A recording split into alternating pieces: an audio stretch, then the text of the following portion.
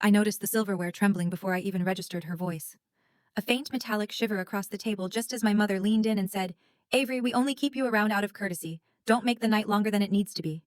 Jason chuckled into his whiskey. Brielle fixed her hair in her front camera. Heat crawled up my neck, but my fingers stayed still against Grandpa's ring. I stood, lifted my glass, and walked away. No one called my name, no one even blinked, but a few weeks later, they'd all be begging for my attention. Before I go any further, tell me where you're watching from, and hit like and subscribe if you've ever been dismissed by your own family. Because what happened next didn't just change my relationship with them, it changed the way I saw myself. If you're still here, let me take you back to where all of this truly began. I didn't grow up invisible, not at first. When I was 8, Grandpa Thomas woke me before sunrise at Lake Merrow and led me down the old wooden dock. The morning was cold enough to sting and the lake lay still and silver like a mirror waiting for the world to wake up. He placed a fishing rod in my hand, steadying my fingers with his own. "The lake reflects you if you're honest with it," he whispered. And for a moment, the world felt wide, quiet, and mine. I didn't know it yet, but that feeling would become something I'd spend most of my life chasing. Back home, everything was different. Our house always sounded busy, phones ringing, heels clicking across hardwood floors, Jason bragging about some achievement, Brielle posing for photos. But somehow the noise never included me. At dinner, my mother never looked up from her tablet. She plated Jason's food first, then Brielle's, discussing their schedules like she managed two prodigies. Then she'd glance at me last. "Avery, take a few bites. You look tired." No eye contact, no warmth, just an obligation. Jason smirked. Brielle took pictures, and I learned early how to quiet my breath so I wouldn't take up space. My 13th birthday was the clearest proof. I came downstairs to the smell of frosting, thinking for one hopeful second they'd remembered. But the cake was for Jason's soccer team. The house was full of people cheering for him. My mother waved at me across the kitchen, shouting, "Happy birthday, sweetheart. Grab a slice, not one candle, not one card. Just a leftover piece of a celebration that wasn't mine." That night, Grandpa took me to the old diner with the flickering neon sign. He slid a small velvet box across the table, a ring. "So you remember who you are," he said. Back then I didn't realize he was preparing me for a world that would constantly try to overwrite me. As I got older, the favoritism sharpened. When I won a school award at 15, my parents didn't come to the ceremony. They texted, "Proud of you," the generic kind you send when you forgot but want to look supportive. Later that afternoon, they posted photos from Jason's game, all smiling like the universe revolved around him, and I swallowed it. I didn't know then that every swallowed moment was stacking inside me like stones. At 17, I earned a scholarship, a big one, the kind guidance counselors celebrate. I brought the letter to my mother, hoping stupidly that this time would be different. She skimmed it and handed it back. "Lucky break," she said. "Don't waste it." The words hit harder than she knew, not because they were cruel, but because they were effortless, like diminishing me was second nature. Still, I held on to Grandpa's lake, to the dock, to the ring, to the idea that somewhere in my life I mattered. What I didn't see was that the cabin, the one place that felt like mine, was already becoming something else in my family's eyes. Not a memory, not a legacy, a resource. And resources to them existed to be used. By 19, the shift was obvious, not subtle, not imagined. The cabin hadn't changed, but the way my family treated it had. On paper, it still belonged to me. But in every conversation, I wasn't included in every plan made without my name. It had quietly transformed into the family cabin. A phrase that tasted wrong every time I heard it. One afternoon, I came home carrying groceries when I overheard Brielle in the living room, voice sugar-sweet and loud enough to reach the hallway. "I'm filming a Summer at Merrow series," she said. "The dock is so aesthetic. I might shoot the sunrise, maybe some cozy shots in the master bedroom." Elaine didn't even hesitate. "Use whatever room has the best light."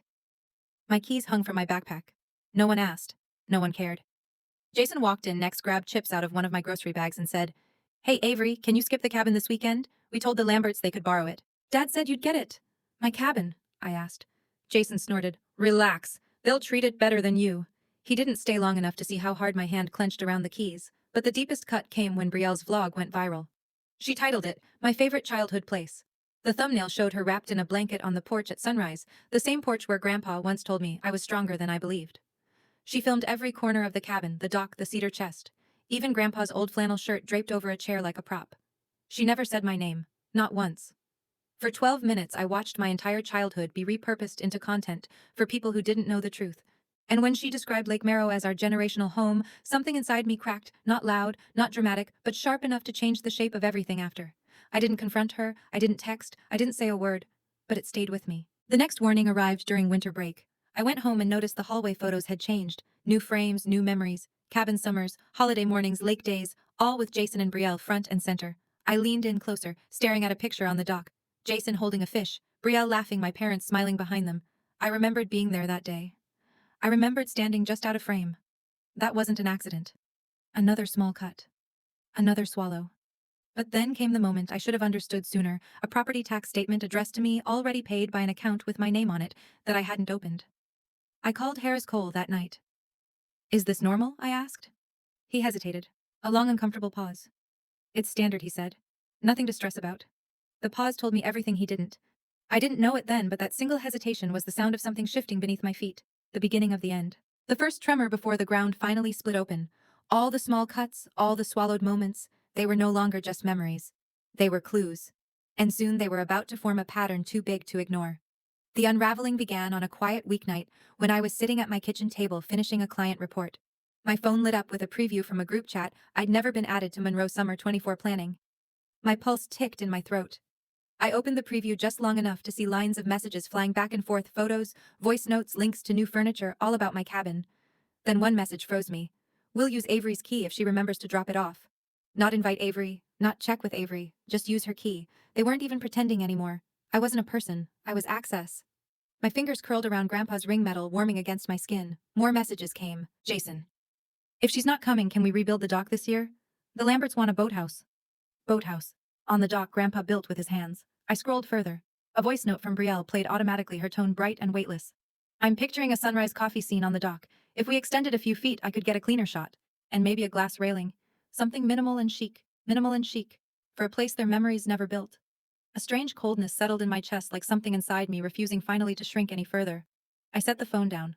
The screen dimmed, but the words stayed. 2 days later, the bank email arrived. "Your joint account update is ready."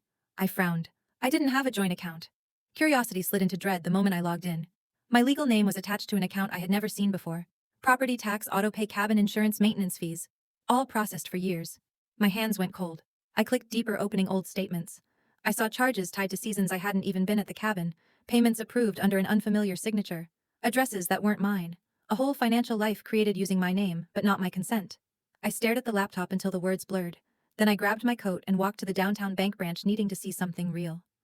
People stood in line, holding deposit slips, chatting, scrolling their phones like everything made sense. I felt like I was watching the world from underwater. I wasn't the responsible one in their eyes because they respected me. I was the responsible one because I was easy to exploit. I walked home slower than usual. Each block felt heavier, as if gravity had learned my name. That night, I dug through my old folders, the ones I kept out of instinct. Somewhere inside me a memory stirred, Grandpa telling me to keep everything.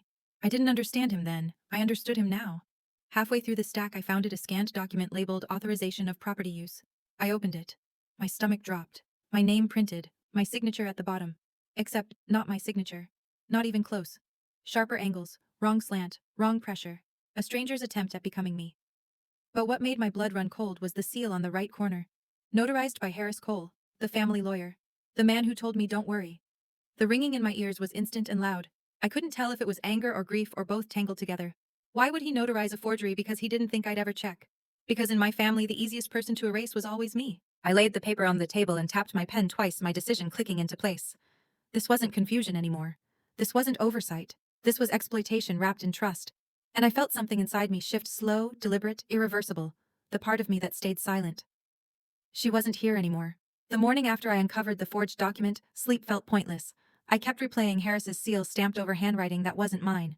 I poured coffee, but my grip was so tight the ceramic creaked. The apartment sat in its usual hush, but it felt different now, like the quiet had finally picked a side, and for once, it wasn't theirs. Around noon I drove to the old diner Grandpa used to take me to. The neon sign buzzed overhead, flickering a pale blue against the winter sky. The waitress, who'd known me since childhood, slid a menu across the table and said, "Rough morning." "You could say that," I murmured. I took Grandpa's ring off and set it on the table. Its weight steadied me. Maybe he knew someday I'd sit here needing a reminder. Maybe that's why he'd given it to me, to tether me to the truth when reality felt manipulated beyond recognition. By the time I finished my coffee, the decision had already taken shape. I needed answers, real ones, not the Monroe-approved versions. That night, I packed a small bag, grabbed my keys, and drove 2 hours to Lake Merrill. The highway was empty, the fog low enough to skim the hood of my car. My chest tightened, not from fear, but from clarity rising, like everything inside me was caught between who I had been and who I was about to become. The cabin greeted me in a way my family never did. The porch light flickered once like a quiet nod. Inside, the air smelled like cedar and dust, a scent that felt like truth instead of performance. Every floorboard creak, every shadowed corner carried pieces of Grandpa I didn't realize I'd been missing. I went upstairs, pulled down the attic ladder, and climbed into the dusty space. The cedar chest waited exactly where it had always been. When I lifted the lid, the familiar smell hit me. Wood Lake water memories. But something was different this time. A seam in the lining. Almost invisible. I pressed it. It lifted. A hidden pocket. Inside an envelope. My name written in Grandpa's unmistakable handwriting. My hands trembled as I opened it. Avery. If you're reading this, trust your instincts. Keep every document. Keep your accounts separate. Keep the cabin safe, not as shelter but as leverage. They will try to take what isn't theirs. Leverage. Not sanctuary. Leverage. Grandpa knew. He'd known all along. But there was more. A photocopy of the deed, and a final line scribbled beneath. There are other assets they don't know about. If things ever turn, don't go to Harris. Find someone who sees you. It felt like the floor beneath me locked into place. Every swallowed moment, every quiet dismissal, every cropped photo, it wasn't random, it was a pattern. One Grandpa had predicted years before I understood the shape of it. The next morning I left the cabin with the letter zipped in my bag. The lake was silver and still reflecting the first hint of sunlight. For the first time, the mirror image didn't feel distorted. It felt like recognition. When I got home, my phone was lit up with notifications. Jason. Did you change the lock code? Elaine. We need to talk immediately, Brielle. Why is there a for sale sign at Marrow? Panic, shock, confusion, all of it finally aimed in the right direction. And then came the knock on my door, hard, sharp, too familiar. When I opened it, there stood Harris Cole, face pale, hair slightly disheveled, sweat beading near his temple. Avery, he said quietly, we need to discuss a misunderstanding. Misunderstanding. That word again. I stepped aside. Get inside, I said. My voice wasn't loud. It didn't need to be. He walked in like he was entering a courtroom, not an apartment. And for the first time, someone from my family's orbit looked unsettled in front of me. They all thought I'd stay silent, that I'd accept whatever story they wrote for me. But the part of me that swallowed everything, she didn't live here anymore. Harris sat at my kitchen table like he wasn't sure whether to speak or bolt. The leather of his briefcase creaked every time he adjusted his grip, and the blinds behind him cast thin, sharp stripes across his face. He looked smaller than I remembered, less confident, more exposed. I placed the forged document in front of him, the fake version of my name staring up like a threat. You notarized this, I said. He swallowed. Avery. Your parents assured me. Look at it. My voice didn't move above a whisper, but it hit like a strike. He stared at the signature. The wrong pressure. The wrong slant. The wrong everything. Silence stretched thin until a heavy, violent knock broke through it. Harris straightened instantly. That's your father. I already knew. Richard Monroe filled the doorway, face red, breathing hard, clutching a stack of papers and his phone like weapons. Avery, he snapped, we're talking. Now. He stormed inside without waiting for permission and slammed the papers onto the table beside the forged authorization. His hand shook once before he steadied it. Tell me you didn't sell the cabin. I held his stare. I did. He blinked. Once. Twice. A glitch in his certainty. You don't understand the consequences, he said, voice rising. You have no idea what you've done. You're right, I said quietly. I didn't understand. Not until I saw the accounts you opened under my name, the taxes you tied to me. And this. I tapped the forgery. Your family lawyer signing off on a fake version of your daughter. Richard's jaw tightened. His gaze flicked to Harris, who looked like he might fold into the chair. You think this, he gestured vaguely, angrily, is how you protect family? I slid another paper across the table. Grandpa's letter. His handwriting. His warning. Richard froze mid-breath. He knew, I said. He knew what you'd try to do. He didn't trust you with the cabin. He trusted me. Richard stared at the letter like it had personally betrayed him. This doesn't change anything. That property was supposed to stay in the family. It did, I said. Just not yours. He leaned forward, lowering his voice. Avery, listen. The resort expansion is going to triple the land value. If you transfer the sale proceeds to us, your mother and I can fix this. I laughed. A short, cold sound that made both men flinch. I'm not signing anything. Ever again. The coffee machine clicked off behind me, one final drip, punctuating the moment. Richard's face shifted from anger to something I'd never seen on him before. Fear. I reached for the final document in the folder, Dan's formal email printed clean and crisp. Every closed account. Every unauthorized charge. Every forged signature. Sent to my parents. Sent to Harris. Logged. Permanent. Richard read it, color draining slowly from his face like someone pulling a plug in a sink. Harris rubbed his temples, muttering something about liability and legal exposure. I stood. For years you all counted on me being quiet, being the one who wouldn't push back. You used my name because you thought I wouldn't notice or wouldn't matter. I paused. But you were wrong. Richard didn't respond. He didn't argue. He just rose from the chair with stiff movements like gravity had doubled around him. He walked toward the door without looking back. When it clicked shut, the apartment didn't feel empty. It felt reclaimed. I twisted Grandpa's ring once, feeling the metal warm beneath my skin, and let a small, steady smile settle on my face. Not out of victory, not out of spite, out of certainty. The morning after my father walked out, the apartment felt different. Lighter, sharper, like the air finally belonged to me. I moved slowly through the quiet, pouring coffee into my chipped mug and letting the warmth settle into my hands. Outside, the city hummed cars, footsteps, the low groan of a bus engine. Ordinary noise. Noise that didn't demand anything from me. My phone buzzed on the counter. Once, twice, then non-stop. Elaine Avery. Please call me. Jason. We need to talk. You can't just disappear. Brielle. Did you seriously sell the cabin? Their messages stacked on top of each other like frantic echoes. I didn't touch the phone. Not because I wanted to hurt them, but because for the first time I wasn't required to respond. I opened my laptop instead. There was an email from Dan waiting.